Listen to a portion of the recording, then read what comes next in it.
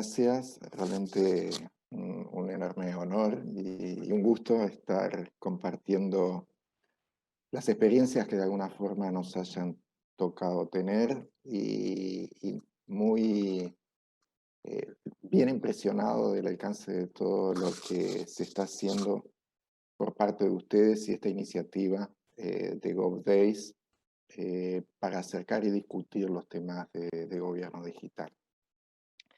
Así que si me permiten, voy a abrir la presentación.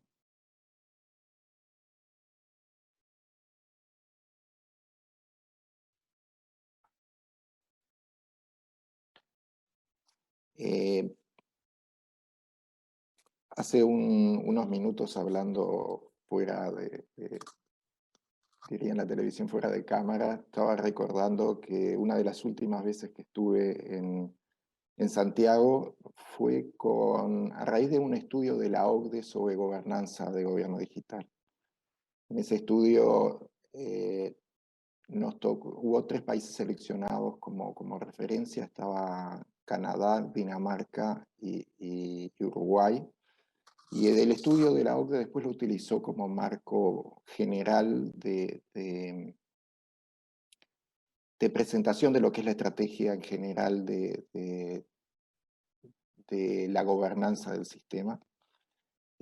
Para mí la anécdota tuvo otra segunda experiencia bastante más anecdótica, que la estaba contando hace unos minutos.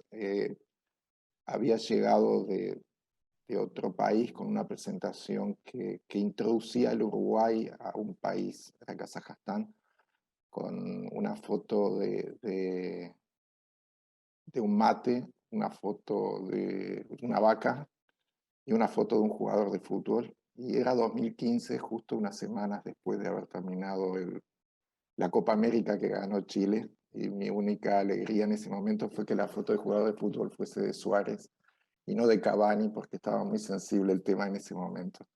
Así que ahora me acuerdo de la anécdota y la retomo para seguir hablando un poco de gobernanza y de gobierno digital, ahora en el marco de la invitación de la gente amiga de Chile Tech. Si uno mira hoy los indicadores, Uruguay está en el indicador del 2020 de las Naciones Unidas, Uruguay está en América segundo después de Estados Unidos. Ha estado liderando los indicadores de Latinoamérica consistentemente en las últimas ediciones, que son bianuales de las Naciones Unidas, y ha alcanzado también desde hace por lo menos un par de periodos el grado de muy desarrollado como dentro de los indicadores de las Naciones Unidas. También tiene Uruguay, digamos, el reconocimiento por parte de ITU en lo que es el índice de desarrollo digital, está también primero en Latinoamérica y el Caribe. Y hay otros indicadores, digamos, asociados, no los tomé ahora, el de la OEA con el BID en ciberseguridad, que también Uruguay está liderando, o en otros como los de transparencia y democracia del Banco Mundial y de Transparencia Internacional. En ese caso, digamos, muy cerquita de Chile en lo que son los indicadores, digamos, en el liderazgo de Latinoamérica. En parte por esa presencia en los indicadores y en parte por los proyectos, iniciativas que les voy a contar después, a Uruguay lo invitaron a ser parte de un grupo de países que ahora se conoce como el Digital Nations, cuando primero era uno de 5, el D5, luego siguió, nosotros entramos cuando fue el D7, cuando llegamos a 10 se presentó como el Digital Nations. Es un grupo de países que más bien informalmente y a golpe de WhatsApp, la idea es compartir proyectos de análisis, de investigación, conocimiento. Ahí están efectivamente ese Canadá que les mencionaba antes, esa Dinamarca que fue la última del grupo de 10 y que hoy es la número 1 en el mundo en gobierno digital. Está Nueva Zelanda, como nombraba el senador, Estonia, Inglaterra, Israel, Corea. O sea, la verdad es que ha sido una muy buena experiencia poder ser parte de ese grupo y tener en algún momento la coordinación del mismo, a los efectos de discutir temas. La verdad es que lo mismo que pasa con la RGAL, con la Red de Gobierno Digital de América Latina y el Caribe, el poder estar a golpe de WhatsApp compartiendo conocimientos, haciendo una pregunta y pudiéndola responder o tener una respuesta es algo impagable. Les voy a contar un poquito qué es lo que ha hecho de alguna forma que Uruguay esté ahí, y sobre el final de la presentación, no tanto las iniciativas, sino el cómo, no el qué, sino el cómo. Uruguay tuvo un periodo de 15 años, digamos, que me tocó estar en ese periodo. Yo dejé de ser director ejecutivo de AGESIC, la Agencia de Gobierno Digital de Uruguay, el año pasado. En ese periodo, son 3 periodos presidenciales de 5 años. El sello con el que lo distinguimos, digamos, todo el proyecto fue transformación digital con equidad. O sea, la lógica fue una lógica de transformación digital que tuviese el sello de equidad arriba. Y eso se visualizaba en la palabra todos o 100%. Era todos con acceso universal gratuito o el 100% de las conexiones gratuitas. Entonces, por ejemplo, toda conexión de un teléfono a una casa tiene un módem y tiene acceso, de hecho, a banda ancha, simplemente que en ese caso no es por tarifa plana, sino que es por tarifa medida, con un volumen mínimo que se da gratis como parte de la conexión. Los números que están ahí son de hace 2 años, creo que hoy los hogares con fibra óptica están arriba del 75%. Estamos hablando de la última milla. El background de fibra óptica estaba prácticamente desde hace 15 o 20 años, pero la última milla trabajada fue un proyecto que tiene hoy 6 o 7 años. Y las tarifas, digamos, comparte con Chile los indicadores en cuanto a velocidad y costo, digamos, más adecuados dentro de la región. En Uruguay hay una lógica un poco distinta de la que se está dando en Santiago. Si bien es un mercado relativamente desregulado en lo que es la parte de cableado para transmisión de datos, lo tiene una telco estatal y se ha descargado mucho en esa telco lo que es el desarrollo de esta política. En educación, hace mucho tiempo, Negroponte, el director del MIT Lab, había planteado el proyecto de One Laptop per Child. Lo llegó a llevar incluso a la Cumbre Mundial de la Sociedad de la Información en el 2005, octubre. Nosotros tomamos ese proyecto en el 2007 con la lógica de darles a todos los niños una computadora internet. La lógica de equidad no estuvo solo en darles una computadora, sino en facilitar que tuviesen acceso gratuito a internet. Por eso se dimensionó una red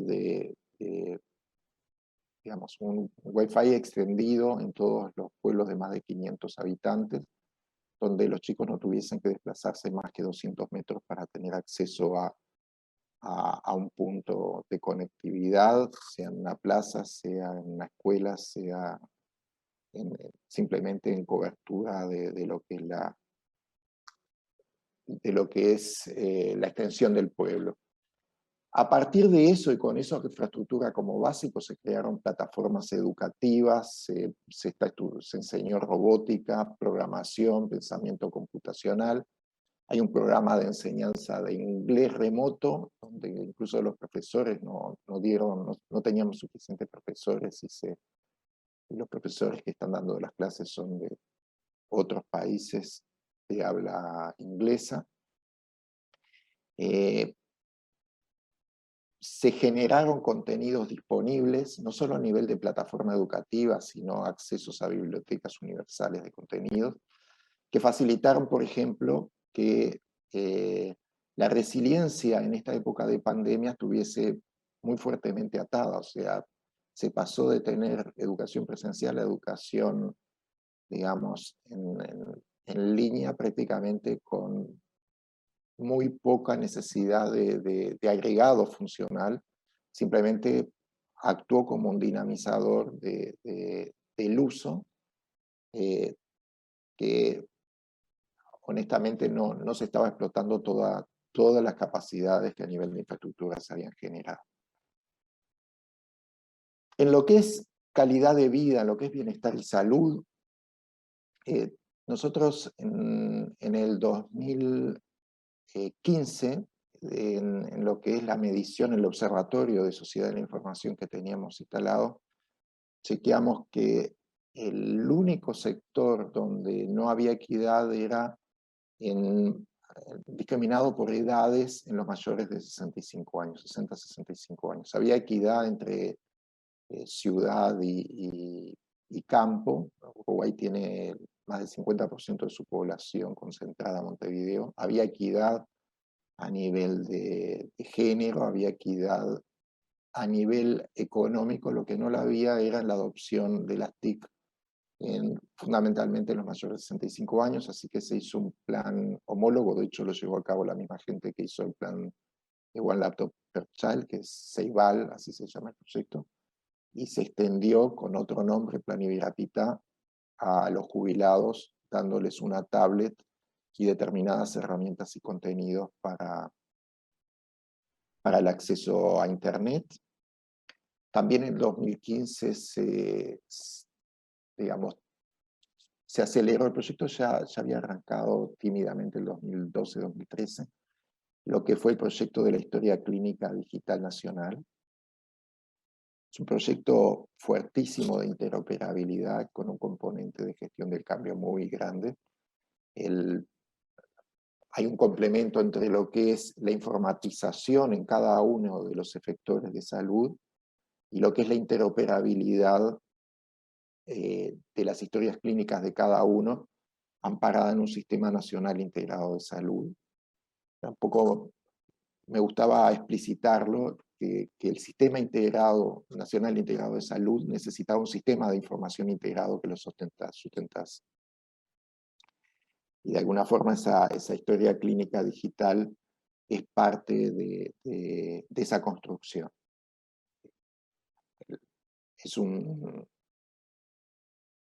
En base a determinados mecanismos de incentivo financiero se trabajó en hacer que individualmente cada una de las instituciones llegase a determinados niveles de informatización y a su vez de conexión con lo que es el estándar de interoperabilidad que se había definido, y a partir de ahí la disponibilidad de la historia clínica digital, que forma parte, si se quiere, de las bases con las que está construido, por ejemplo, todo el sistema que actualmente está facilitando el manejo de la pandemia, ¿no? O sea, la app coronavirus no es una app independiente, sino que se estructura en mecanismos de agenda que coordinan con todos los efectores nacionales, en mecanismos de determinación de datos que se extraen de todos los efectores nacionales. Por detrás de eso hay todo un sistema informático, un sistema de información que lo hizo posible, un poco en el back office y muchas veces no visible atrás de lo que se ve en esa app que uno tiene y que está muy usable, está hecha con bastante criterio de usabilidad. El back de eso es muy fuerte. En temas de salud hay un ejemplo que a mí me encanta usar, siguiendo un poco con el tema salud, sobre datos abiertos. Es una aplicación que en su momento, en el Open Government Partnership, en el evento de gobierno abierto que se realizó en México en el 2012. Ganó el primer premio como aplicación de datos abiertos. En Uruguay hay un periodo donde la gente puede cambiar de un prestador de salud a otro. El Ministerio de Salud Pública tenía todas las estadísticas sanitarias y financieras eh, asociadas al funcionamiento eh, de cada prestador de salud. Lo que se hizo fue publicarla en datos abiertos y generar unas aplicaciones que permitían medir el, eh, los efectores, los proveedores de salud, y en función de eso decidir, por ejemplo, cuál era el costo de los copagos, cuáles eran los tiempos de respuesta para agendarse, cuál era el plantel de médicos, cuál era el tiempo promedio de permanencia hospitalaria, cuál era, digamos, el volumen de médicos y cuál era el volumen de socios, etcétera, con lo que se podía trabajar bastante en lo que es tomar una decisión informada en lo que es la salud de cada uno. Receta Médica Digital es un proyecto que está hoy en marcha. Es un proyecto que todavía le falta para terminar de tener todo lo que es la prescripción en línea contrachequeada contra lo que son los diagnósticos. En el tema de identidad digital y con la misma lógica del todo, si ustedes ven la lógica de equidad, también estaba en la historia clínica digital. En identidad digital, la lógica del todo, la lógica de la equidad está en que todas las cédulas de identidad tienen un chip, todas las de los mayores de 18 años, que permiten la identificación digital y la firma digital. Desde el punto de vista de la firma hecha con la cédula de identidad digital tiene el valor de una firma autenticada por un notario o escribano público. O sea que tiene desde el punto de vista legal todas las validez necesarias para la tramitación pública. No es el único mecanismo que está certificado, hay mecanismos más usables y que hay al menos 2 proveedores en este momento, como la firma en la nube. O sea, siguiendo un poco los criterios europeos, hay una red de pago privada y la misma telco estatal que hablaba hoy tienen servicios de firma digital que se pueden descargar una app y firmar desde un celular o desde una tablet. Los distintos mecanismos de identificación, digamos, tienen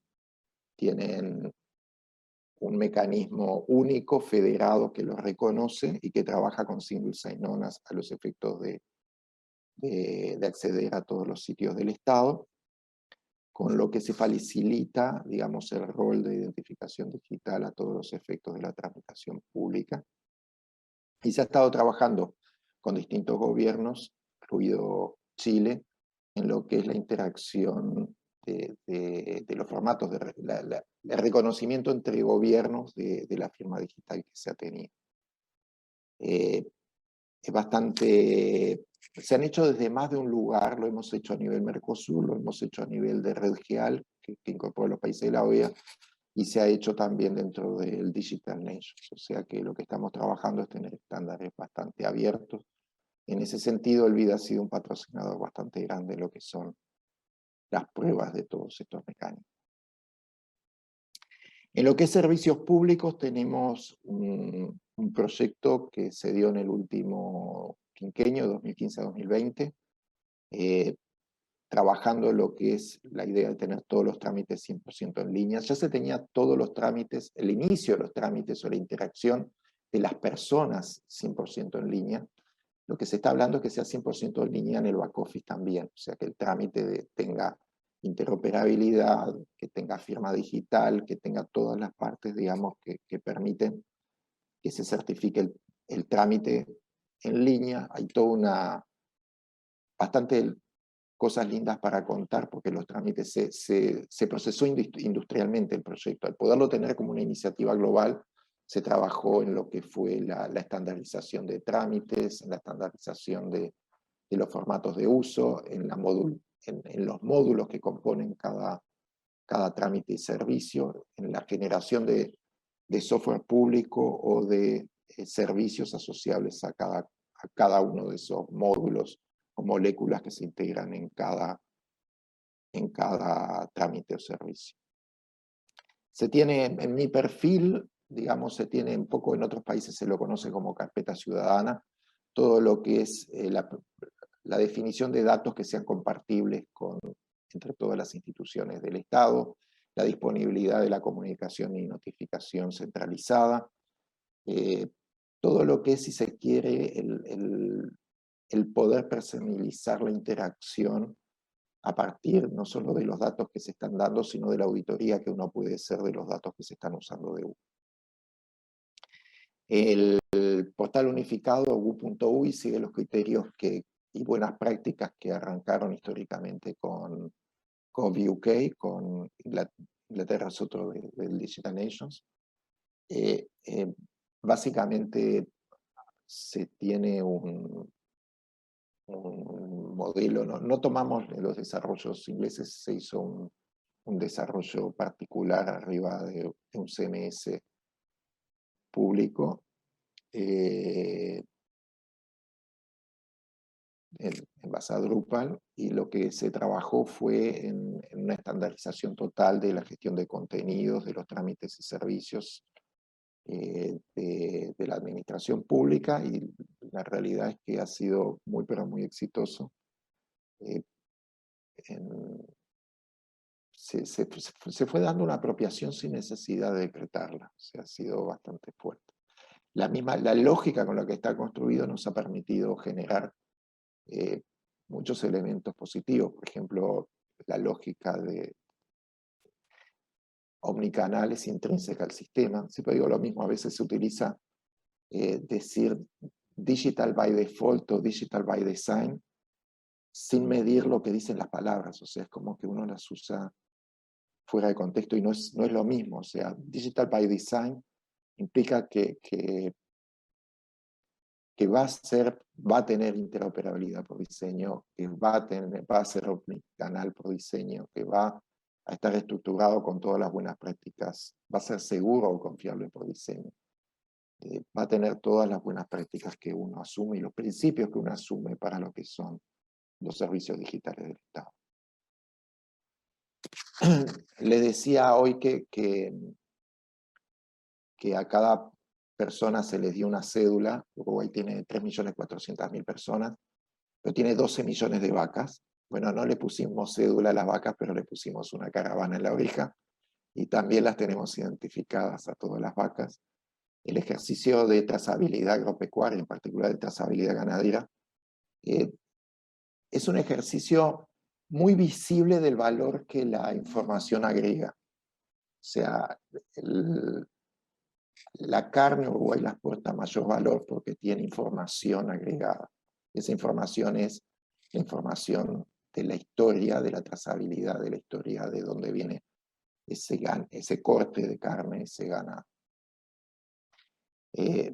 Con el proyecto de fibra óptica, obviamente se empezó con, todas las empresas tienen, ya hablando un poco más de lo que es el desarrollo productivo, todas las empresas tienen fibra óptica.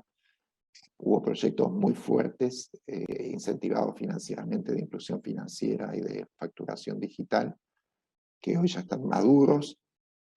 Y la industria en general de software es una industria que ha sido exitosa. Uruguay vivió determinadas casualidades que lo han ayudado. En su momento hubo gente que se fue de otros países y vino a Uruguay por temas políticos, y eso permitió que Uruguay arrancase muy temprano con carreras universitarias de ingeniería de software, y de alguna forma eso dinamizó una industria de software que a nivel de exportación por persona es la que en este momento tiene más valores. La industria hoy está teniendo un auge muy grande.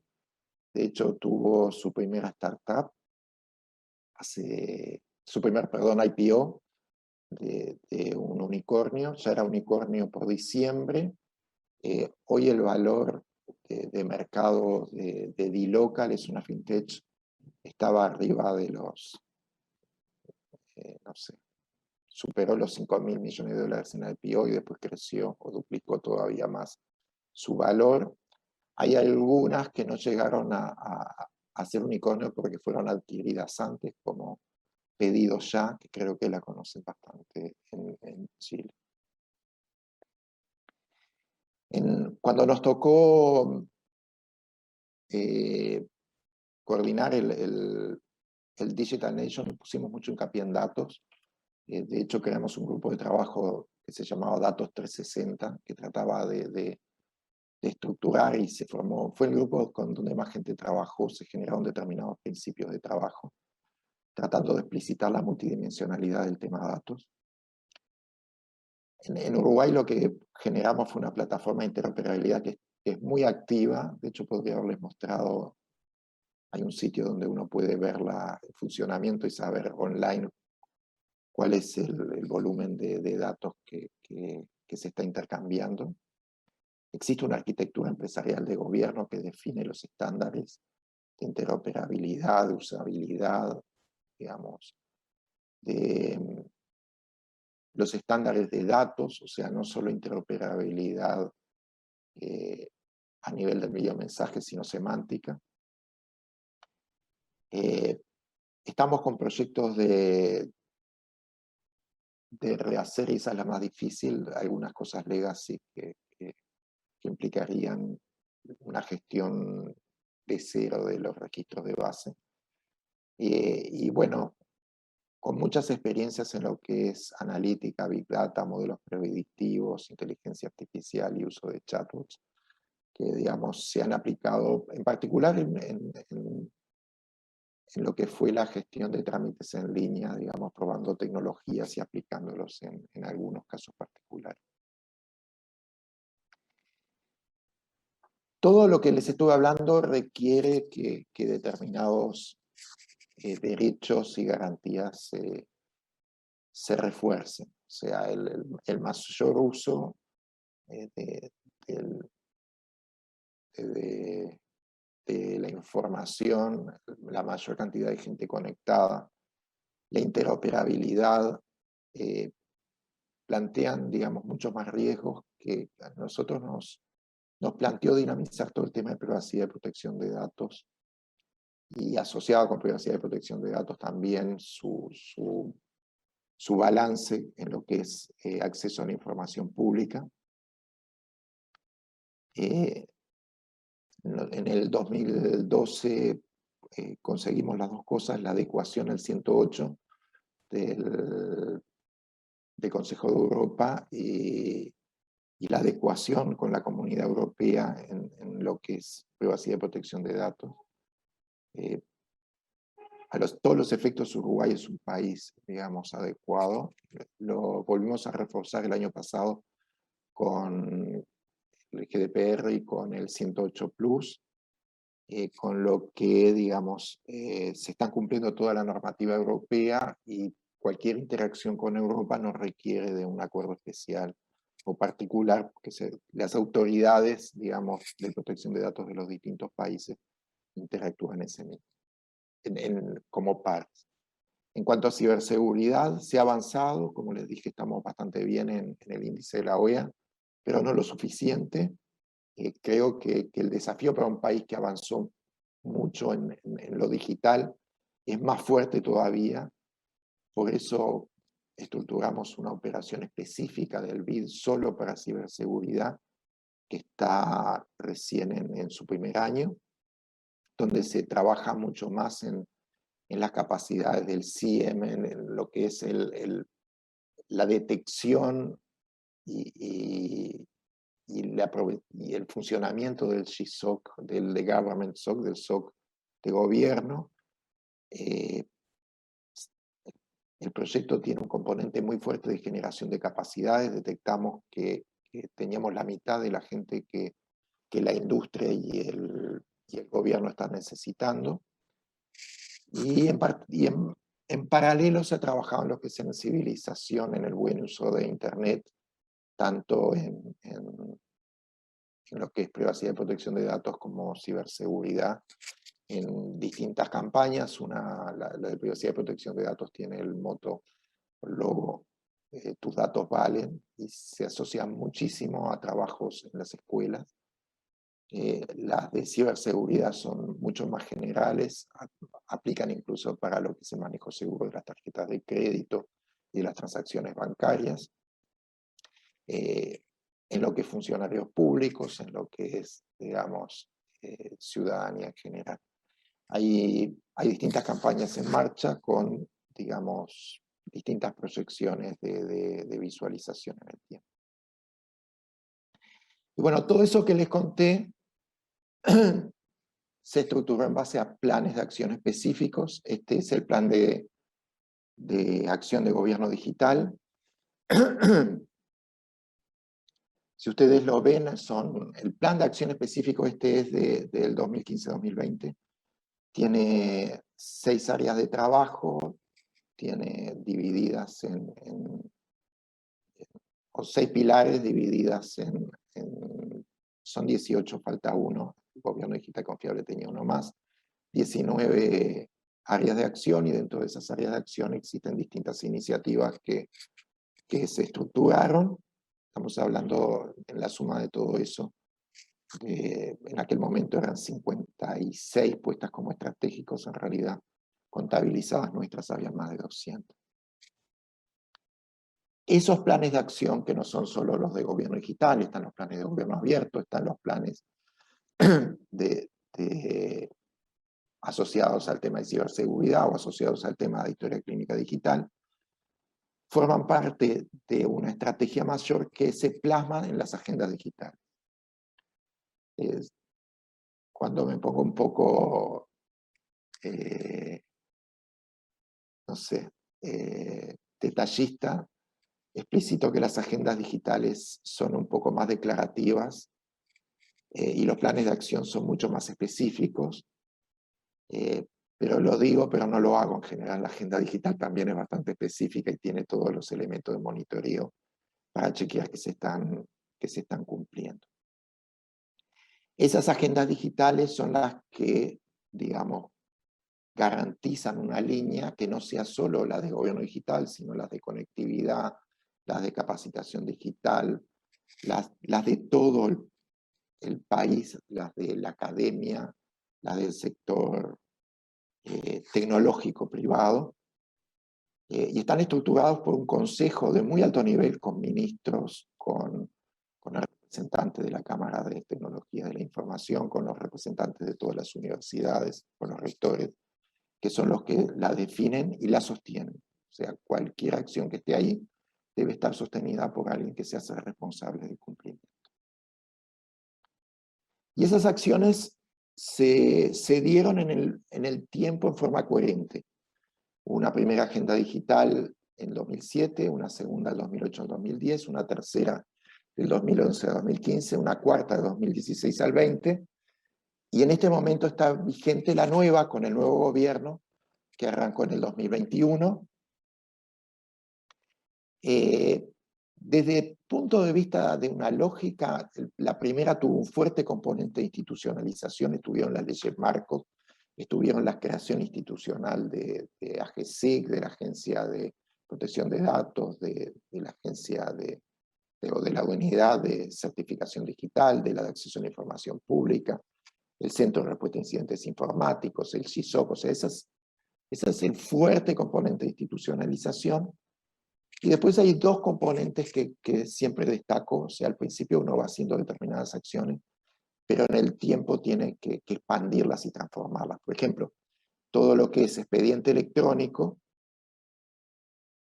no lo mencioné por el apuro de seguir hablando, es una acción que uno arranca de repente en las secretarías de cada ministerio, pero después lo va llegando a cada unidad general operativa, a cada municipio, a cada lugar, en una lógica de expansión, y más profundamente conceptualizada como transformación digital y con la posibilidad eventualmente de cambiar hasta la lógica del negocio, transformar realmente la forma en que opera cada agencia, cada institución, cada unidad ejecutora. Lo Pero, importante es ujú. construir sobre lo construido, ya termino, y eso, de esa construcción en el tiempo quiero rescatar dos temas.